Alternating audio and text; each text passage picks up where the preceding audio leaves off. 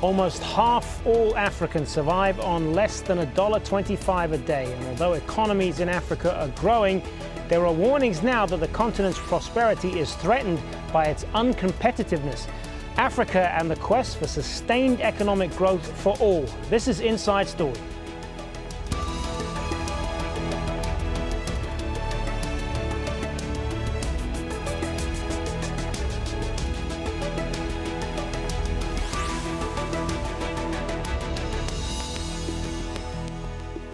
Hello and welcome to the program. I'm Hazem Sika. Well, Africa's come a long way economically over the last 10 years. But how does it stay on track? To do that, the continent's most influential leaders and thinkers have been meeting in Cape Town this week. African economies have, despite a global financial crisis, experienced steady growth. But a report released on Friday says these successes must be accompanied by long-term plans to preserve that growth while also improving living standards. The Africa Competitiveness Report was produced by the African Development Bank, the World Bank and the World Economic Forum. It cautions that there are serious challenges ahead. Improving competitiveness. Africa lags behind other emerging nations as a whole in competitiveness. The report recommends improving public institutions, deepening regional integration and providing better education. Facilitating trade. Too many of Africa's exports are focused on commodities and its share of world trade remains low. It recommends getting rid of unnecessary bureaucracy and investing more in new technology and communication. And building better infrastructure. Better roads, reliable electricity and properly functioning ports will make Africa more attractive to investors who can create jobs. Well, the continent is said to have great potential, with South Africa's expanding economy helping to drive its resurgence. But unemployment is preventing many people from sharing in the country's economic successes. Haru Matasa reports from Soweto. Young South Africans taking tourists on a tour of Soweto Township. Nearly 5 million people in the country are unemployed. This is how a few here earn a bit of money. If we are going to sit and wait for the government or for someone to bring jobs, we'll die of hunger. But if we just get up and see what is happening outside and see how we can play a role in alleviating poverty, especially creating jobs, I think now it's about that rather than us going to look for jobs. This group's visit to Soweto helps some of the poor people living here. Businesses in the area are also benefiting. The tourists are being treated to a local delicacy. It was made by the man who owns this shop. But Kabane Katleko tells me he can't find anything to do. He hopes this computer course will help him land a job. People are not working, so there are some people who steal because of pressure. So government must do something about doing jobs. Something the South African unions back. We cannot sustain the high levels of unemployment, particularly youth unemployment. People who've never had any work at all. Such people are inevitably going to become completely marginalized and frustrated and angry. Despite a growth rate of more than 2% in the fourth quarter of 2012, some young South African would-be entrepreneurs say that trickle-down economics have not reached them. They say it's a matter of perception. But 21-year-old Jeffrey Mulaudzi says he hasn't benefited. Getting his business off the ground has been frustrating. People don't trust you. Firstly, you're not experienced, and they don't trust that you'll deliver. If things are going to improve for the millions out of work, the current economic growth must translate into real jobs for today's young people. Haru Matasa, Al Jazeera, South Africa.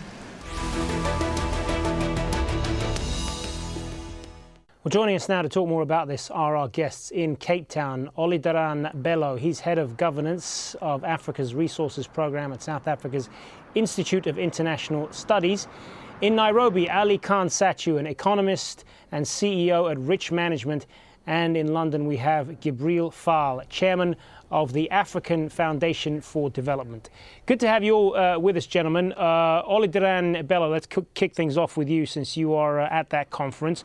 What is it going to take then to address some of the problems highlighted in this report? I think there are a lot of positives to take from this report, even though it's very much a mixed bag. South Africa, here where I'm standing today, is a country where there's been much agonizing recently about, how far behind the country has fallen in terms of its competitiveness relative to some other mining jurisdictions in Africa. In spite of that, you've seen South Africa come up at number 52 on this ranking, followed closely by Mauritius at number 54. Whilst a lot of the African countries bring up the rear, 14 of the African countries being among the 20 least rated all across the world. The challenges are multifaceted. I think one key critical bottleneck that African countries have to address over the coming years and decades would be the infrastructure deficit that's much talked about. And I think this, a lot of the discussion we've seen at the World Economic Forum this week offer a lot of promises in this respect. Much more than in the past. We've had so much discussion about how investors are now willing to invest in critical infrastructure right across Africa. The Port of Lamu in Kenya, the so-called metro project for Africa's soon-to-be biggest city, Lagos. Beyond infrastructure, I think governments also need to find the political will really and begin to sit down to address critically one area where Africa continues to underperform, and that in spite of the really impressive progress Africa has made over the last few years, much of it on the back of the so-called commodity super cycle, the resource boom in Africa. Africa still continues to trade very little with itself. I think perhaps these are the two most important things leaders would need to look into if Africa is going to take its rightful place at the top table of global economic ranking. And of course, the elephant in the room, corruption. It's by no means a uniquely African problem, but I think its form and manifestation in Africa oftentimes is quite unsophisticated. And we've seen some of the negative effects this can have. So we have our task cut out in terms of addressing these multifaceted challenges. Indeed, you've touched on a number of problems there, and we'll talk a little bit more about some of them in just a moment. But I want to get Aly Khan Satchu's view on this.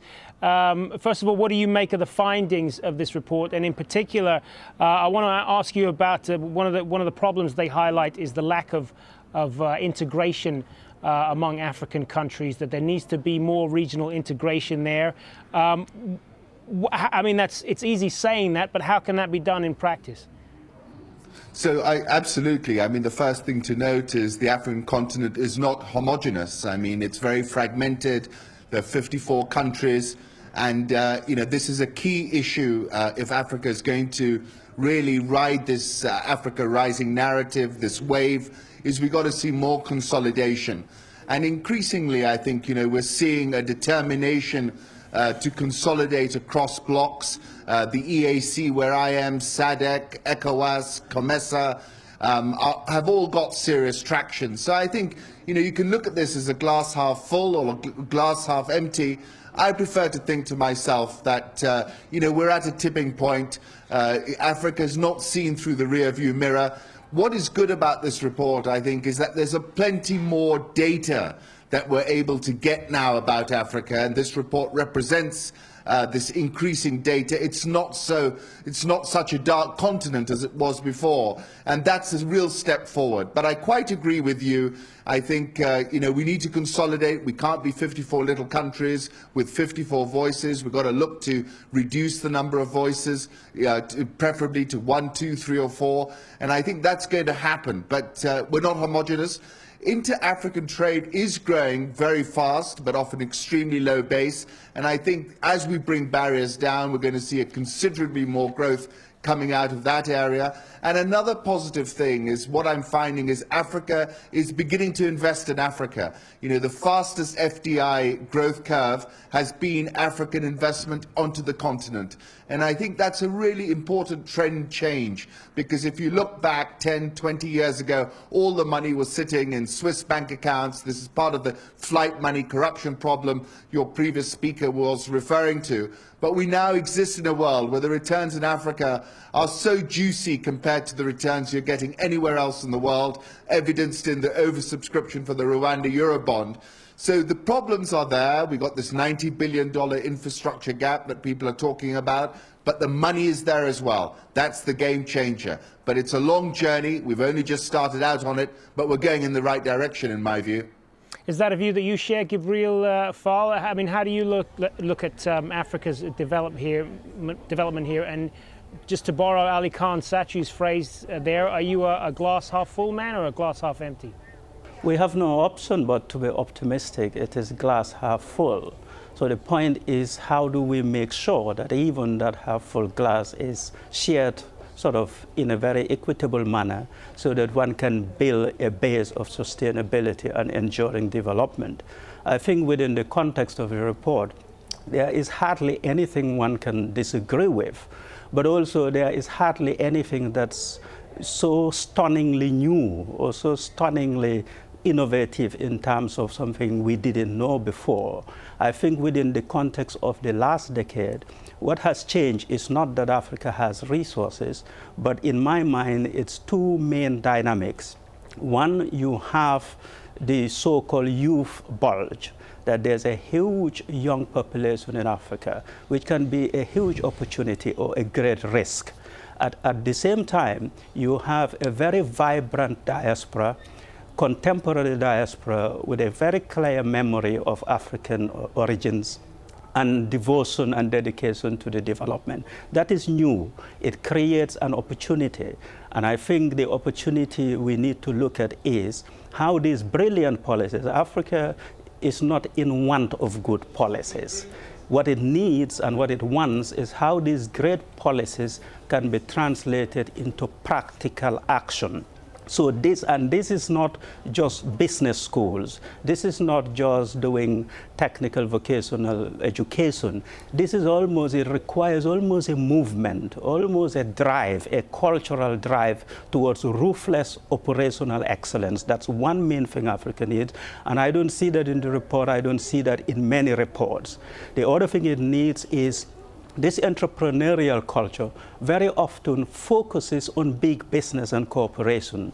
In the developed economies, over 90% of the people are not employed by big companies, but by small and medium-sized enterprises. Yet, institutions, government have great difficulty making the support, the translation in terms of interventions to support these SMEs. So that's an area as well that we need to focus and find practical solutions to. I'll just add one third thing, that is to make enterprise and the pursuit of business, a responsible business, also a cultural phenomenon. We do see enterprise in the streets of Africa, but many entrepreneurs by accident because there's no jobs that would have them. So they resort to business with all of the perils and the problems that comes without this business support and business structure. Let's talk about someone else who sees this with the glass half full then. South African President Jacob Zuma is optimistic about the changing economies on the continent. That's especially true now that South Africa has joined the economic union made up of Brazil, Russia, India and China, what's known as BRICS. You are all aware that many major events in the centuries have bypassed Africa. Africa seemed not to be existing when the world was active in many ways. This time around, I think the BRICS link indicates that Africa cannot be bypassed by the events that are changing the landscape economically and politically and socially of the world. Jacob Zuma, South African president there, talking about some of the strides that not only his country, but Africa as a whole has made over the last 10 years or so. Oladiran Bello, I mean, there are some undoubtedly impressive growth numbers from many African countries, including your own, but it often, doesn't it mask the severe inequalities that also exist in many African countries, including South Africa, that there are still many people who are desperately poor. Why isn't economic growth in Africa not benefiting the masses as much as it should?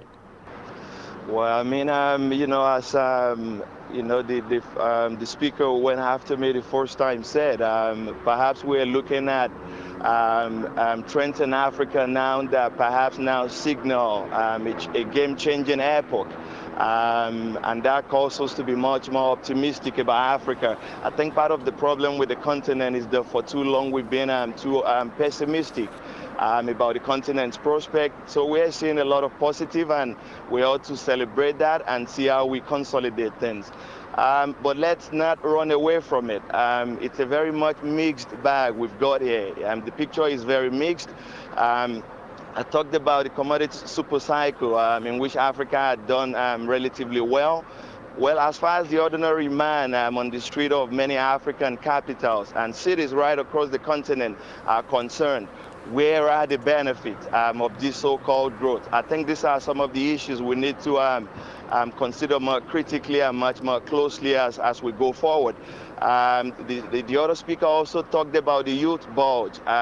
Without doubt, this represents an opportunity for Africa, but inherent in it are also significant dangers. We have to create employment so that generations of young Africans coming through qualitative education that we hope our universities and higher education institutions of higher learning can provide can become gainfully employed so that the continent does not fall victim to some of the really devastating conflict we're beginning to see re-emerge in some context across Africa, including the problem we're now seeing in the Sahel, some of the convulsion in the Central African Republic, the Boko Haram insurgency in Nigeria. So I think in that sense, it's a very much mixed bag. You look at Africa's positive growth story over the last years. Without doubt, this has been driven in large part by the extractive sector. But I think the model Africa has followed to this extractive boom is one that's not sustainable in the longer term. We've done a lot of good business with China. Resources being hauled out of the ground right across the continent to be manufactured into high-value goods in China and elsewhere around the world. If Africa wants to be a significant economic player globally, over time, we will need to move up the value chain. We're going to need to beneficiate some of these resources, that Africa is undoubtedly bestowed with in large quantities. How then do we reconcile the fact that China's economic model with Africa is one that's core resource for infrastructure? Sorry to interrupt you there, but I want to get the views of some of our some of the people who've been posting their opinions on our Facebook page since we put this topic up, and there's been no shortage of opinions on it. Wasim Sajad Saim says Africa is not poor, it is just poorly managed. Prince Chacharito Yusuf agrees, saying, I blame poor leadership which only fronts personal interests. Mustafa Saeed says, I don't think that any fragile economic integration, be it a monetary union, customs union, economic community, nor economic union, can create a good sustenance for the unpredictable continent. And Cecil Bernard adds, stop blaming others for Africa's ills. Just look at Asia. They are going ahead full steam. Africa only is to blame for its conundrum, no one else. Aly Khan Satchu, I mean, the running theme through some of those opinions there is this idea of the need for good governance in Africa and the very high levels of corruption that still exist in many of these countries. Obviously, some strides have been made in that area, but a lot more work needs to be done.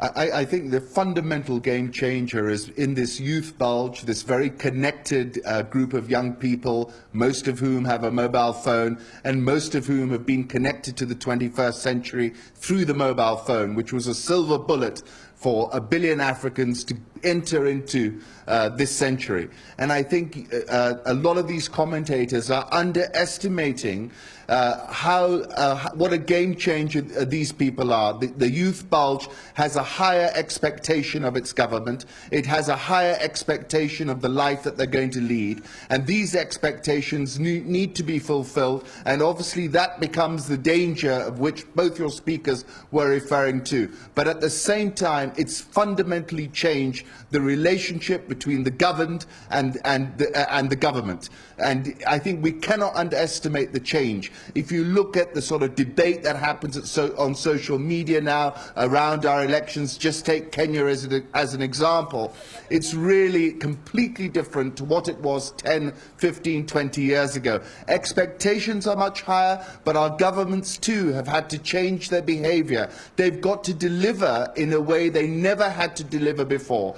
Previously, they had to deliver for a very narrow set of their own interests, a very narrow group of people who put them into power. There was no oversight over them.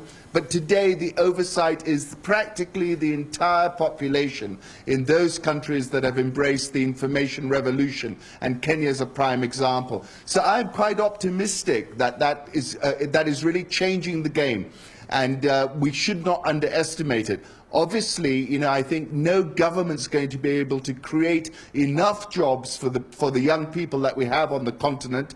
We've got to give our people an entrepreneurial toolkit, and I think that's the most we can do. And I know it's been very uneven, the trickle down has been poor, but this upswing is a relatively new phenomenon. It can't float every boat in such a short space of time. We've got to sustain this increased GDP run rate for a number of years, for another decade, for it to really lift and float all boats. But do not underestimate that things are moving, the ground is shifting, politically in the political space. You can't play politics as people played it 10 or 20 years ago. There are some holdouts, but increasingly those holdouts are going to have to take a walk off the stage. It just will be impossible to run government affairs in the way that they were run 10 or 20, 30 years ago.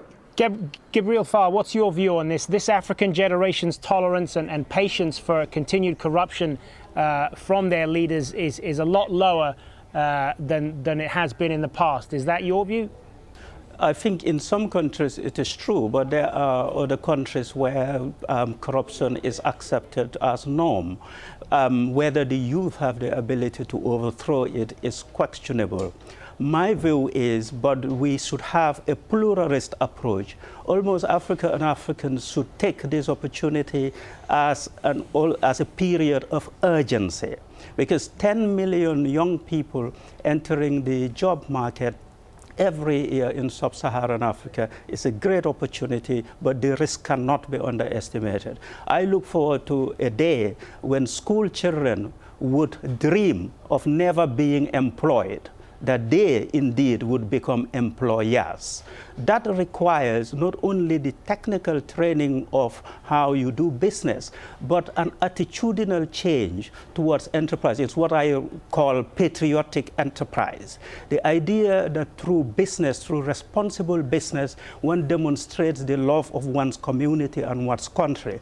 And this goes beyond people who are in Africa and beyond people who are in secondary school. It starts very early. And when Jacob Zuma and when we talk about BRICS, if you talk of Brazil, outside of Nigeria, the biggest African population is in Brazil. It's not in the United States. So you also have to make this connection with the tremendous resources and the new commitment that you find within the African diaspora. And even if you take example, how mobile phones have transformed Africa.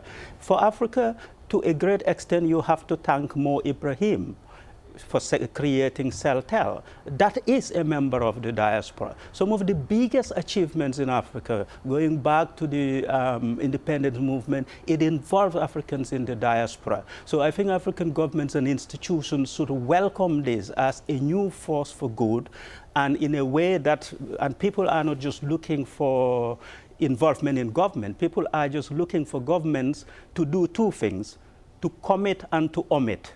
Let them commit to do big things like infrastructure. Let them omit from obstructing anybody. So if they, yes, that generally would set the plan.